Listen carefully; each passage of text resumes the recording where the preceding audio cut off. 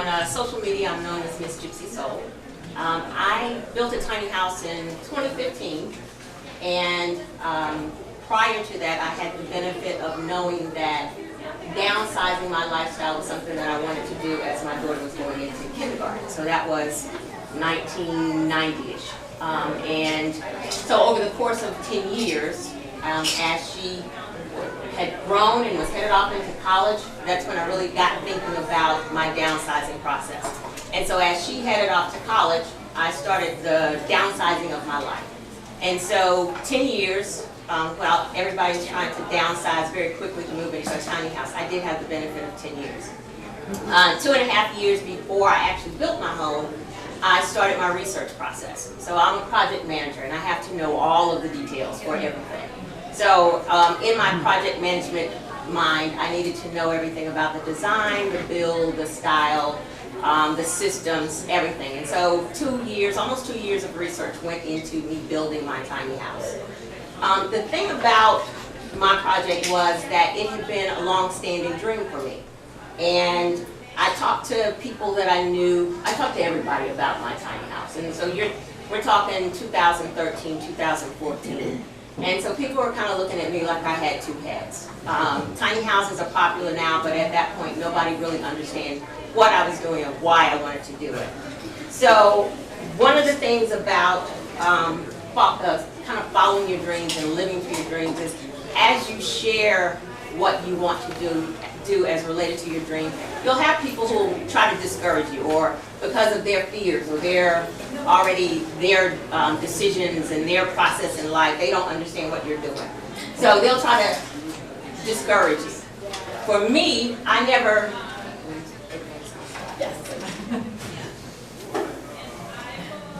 that never really fazed me, because I had known for a very long time my why of why I was building a tiny house. And so if you can see the very small picture here on the left-hand side, I attended a workshop early on in my process, and this slide really stuck with me. The slide said, because I want to live and know freedom. And so this is my house here on a farm that I just moved into. And because I want to know and live freedom. And so that really stuck with me as to my why. And so as I was going through my dreaming process, I was able to stand very firmly in knowing what my why was, which is a big plus in following your dreams. Understanding the reason why you're doing it, and as people are sharing their opinions and their thoughts about why you shouldn't do whatever it is that your dream is, knowing what your why is. And so as I've been in this journey, a lot of people have stopped and wanted to know, well, you know, I've got this dream, and it doesn't necessarily have to be as related to tiny houses. Thank you. Yeah. It doesn't have to necessarily be related to tiny houses, whatever a dream might be. A lot of people don't understand how you get to the mechanics of actually following a dream. And so one of the things that I have done as I talk to people is kind of talk about the foundation of dreams. And really, if you think about it, you can break the foundation of the word dreams down into the building blocks that are required to follow a dream. And this can apply to building a tiny house, going back to school, whatever your dream is, this method applies to that. So if we look at, and I'm not going to go through all of the letters of the word, but if you look at the D in dreams, determination and due diligence. So determination means you've got this dream that you're trying to follow, and you want to make sure you're going to meet that dream. And no matter what happens along the way to kind of throw you off kilter, you're still focused on following that dream. That's your determination. And then your due diligence is sticking to that plan. Whatever it is that you figured out that you're going to do is sticking to the plan, putting in the work to make it happen, to make that dream happen according to plan. If you look at the R of dreams, one of the words that's really important to me from dreams is resilience. So being able to stand tall and push forward with your dreams, and have people telling you how much that plan is not going to work. Another good R word that's the foundation of dream making is resources. So making sure that you're using the people, the places, the things, everything that's available to you to follow that dream, making sure you're leaning into those resources and using those resources to follow your dream. If you look at the E in dream, one of my favorite pieces of following dreams is envisioning it.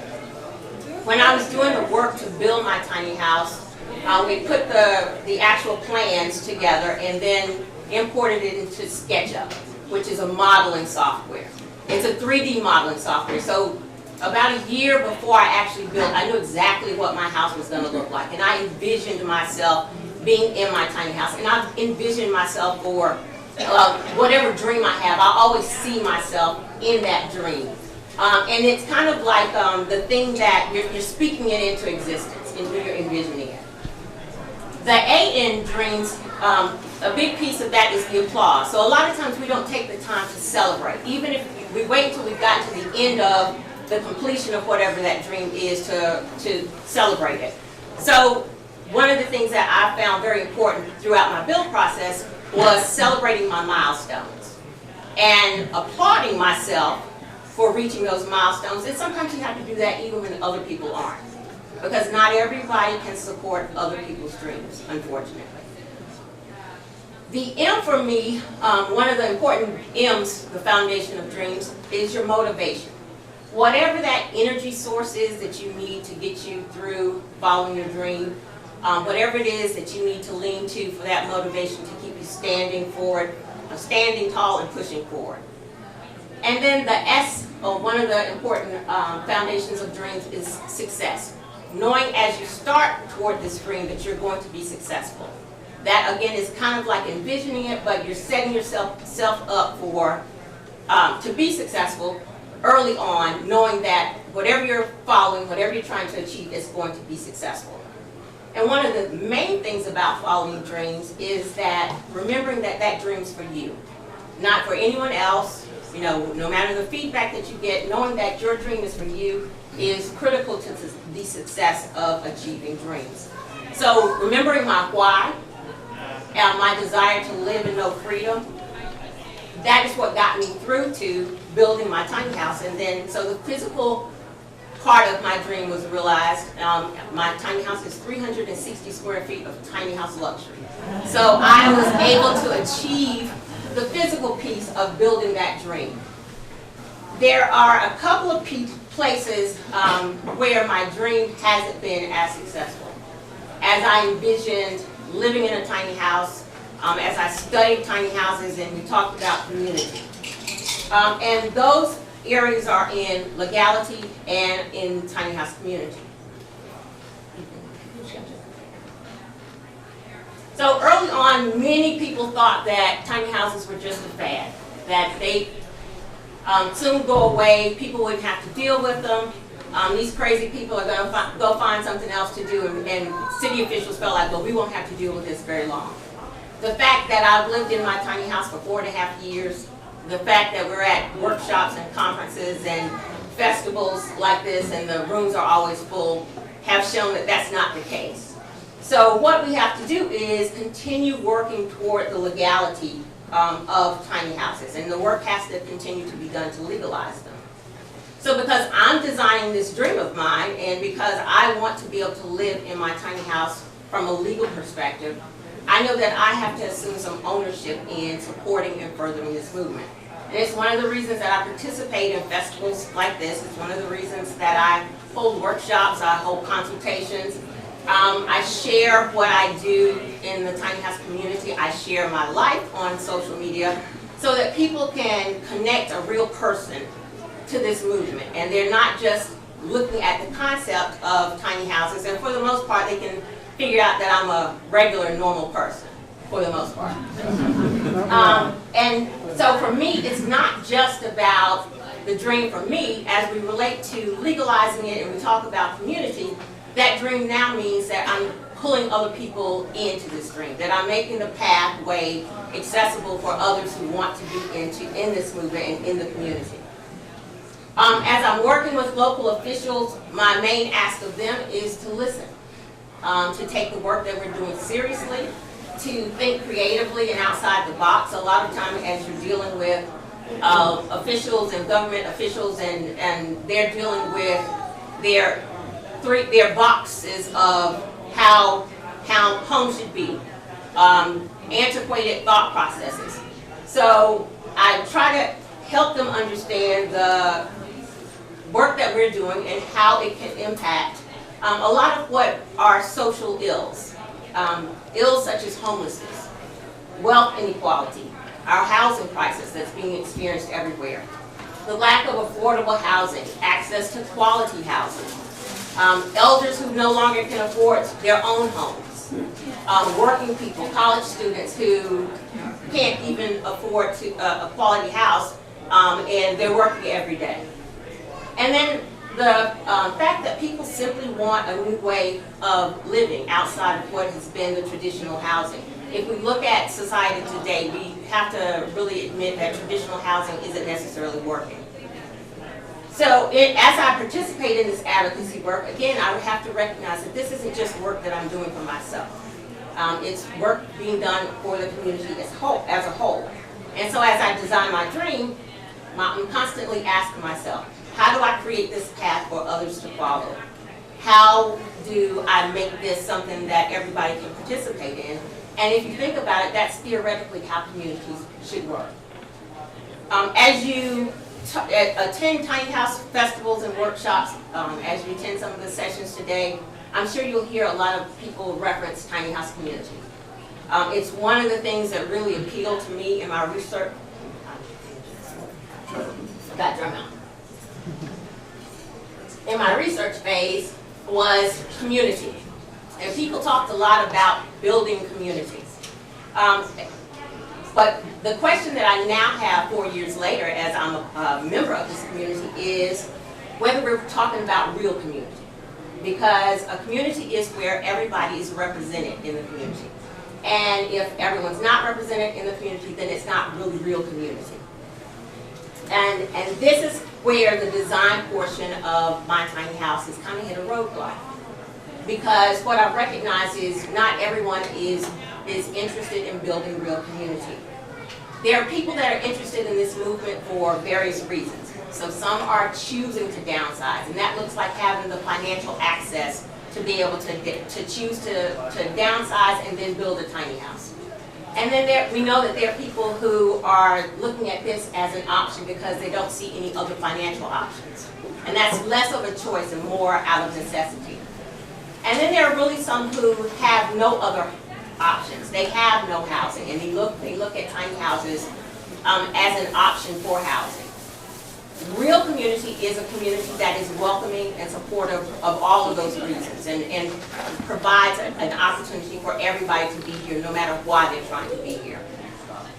A few years ago, there were, I'm going to say it was like a year and a half, a couple of years ago, as we were talking about legalizing tiny houses, there was some thought process and a group of people who felt like they didn't want, as we worked to legalize, they didn't want tiny houses to be associated with the unhoused or the homeless because they felt like that had a negative connotation to it. People looked at it negatively, and they didn't want tiny houses to be associated with that until we legalized everything, and then we go back and get those people once everything was legalized, and we then work toward tiny house community. I know that never works. Trying to go back and pick people up after you've paved the way doesn't work. It sounds good in theory, but it never happens. And in my personal opinion, who needs housing more than people who don't have housing? That just is, in my opinion, is common sense. So, and it's not how real community works. So real community is about inclusion. Real community is about representation. One of the things that, in my experience as a member of this community, is currently the places that tiny houses are most welcome until we've gotten them to the part of legalization is within RV parks and rural areas. And unfortunately, that's not necessarily always a safe space for people of color, for black people. So as we are working toward tiny house communities and tiny houses, legalization is already an issue. The places that are welcoming to them aren't necessarily safe spaces. So what that sounds like is the movement is prohibitive to certain people doubling. We've already got the issue for locations, and then now we've got some safety issues. I've been very vocal about the problems that I've experienced in the community. When I first built my house was in an RV park, It was there for probably about 3 or 4 months before I started experiencing issues and had to have police presence for me there, and then until I found a place to actually place my home. I've received racist comments on my Facebook post. I've been kicked out of a Facebook group because I felt like they shouldn't use derogatory terms when they reference black people, and they kicked me out.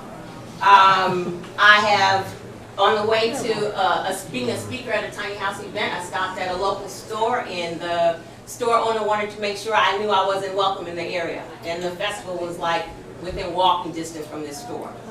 So my experience, so as I've done my research, that wasn't anything that I found in any of the books that I was researching.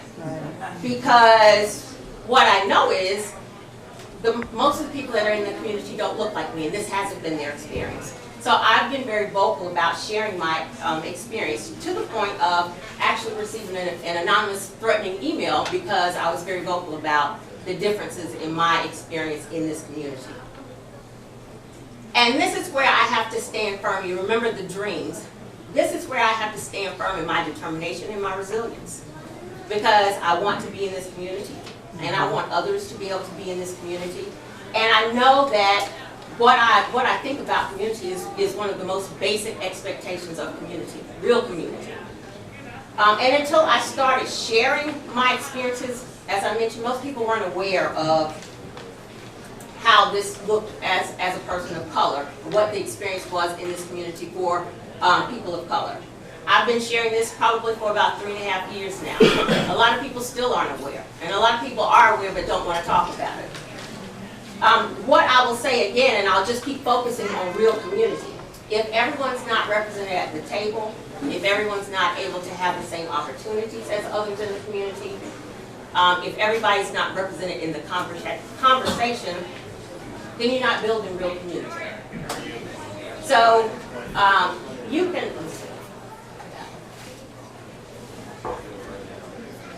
go ahead. There we go. That's fine. Thank you. You can go to the internet right now, and you can purchase any number of books that would guide you in designing your tiny home.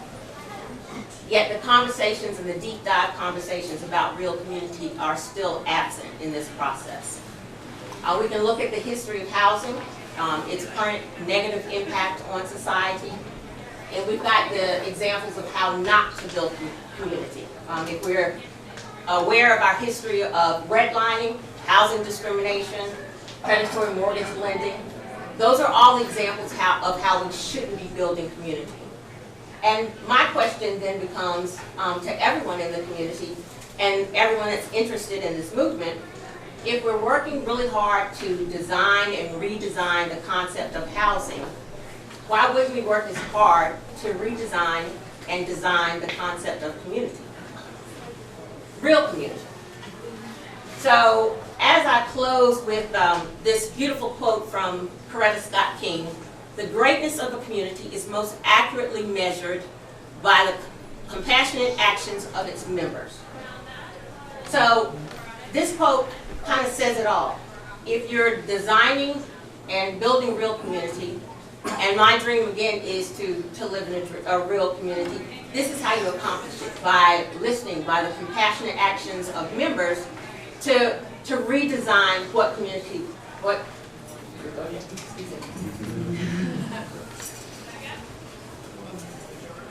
to redesign what community really looks like, what real community looks like. And if we have an opportunity to do so, why wouldn't we? Thank you.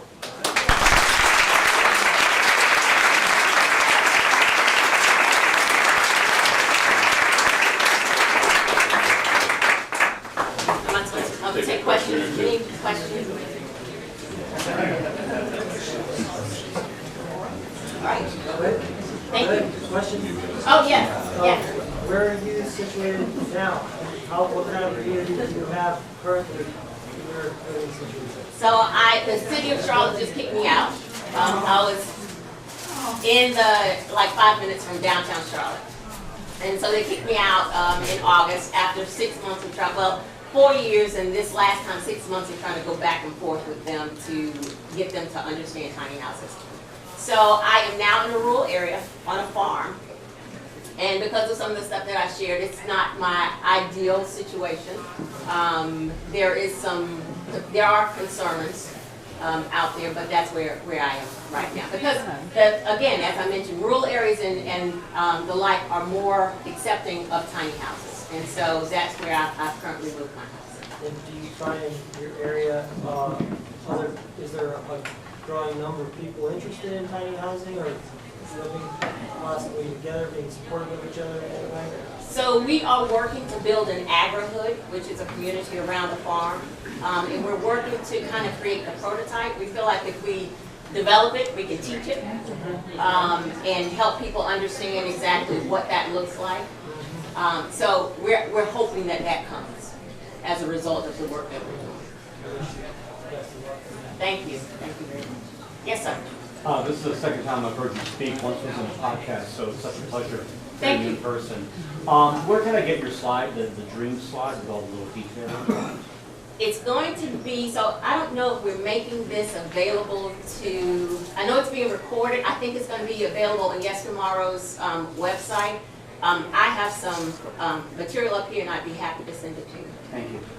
Thank you. Yes, ma'am. Yeah, I wonder if you could highlight some points along the way where you were empowered. You know, can you remember things that you Oh, absolutely. You know, what helped empower you to do this? So I'll have to speak to this from the perspective of a woman building. It's a very male-dominated field. The fact that I had researched 1.5 years, 2 years into my process, I knew everything about my tiny house. I designed it. I sourced all of the material for my tiny house. And if I could have physically built it, I would have. A lot of the times along the way in dealing with contractors, it was always them telling me how what I knew would work wouldn't work. And there were often times where I would still insist that they would do what I was telling them to do. And then after that, they would be like, oh, that worked. And that happened a lot of times. And so the only regret that I have about my tiny house process, my build process, is that I wasn't more confident, because the build was new for me, the build was new for everyone, and I wasn't as confident in standing in what I knew. And it wasn't until after the build and it had gone and things had turned out exactly like I knew they were, that I was like, yeah, I knew what I knew. But you'll end up standing and allowing other people to shape you kind of from the core of what you know. So now I say when I'm out interacting in the world and I come back home and I'm walking into my 360 square foot house, it's a lot of, I'm kind of badass. Because, you know, maybe at work things aren't going as well as they should, but then I can go home and it's like, okay, I built this house. So I really do, I am okay. I know I can do things. And so it kind of builds your self-confidence. Absolutely. One more. That's it? Jewel, if possible, could you Absolutely. take more questions outside while we try to catch up? And I apologize no for worries. the computer I think problems that we I had. think you all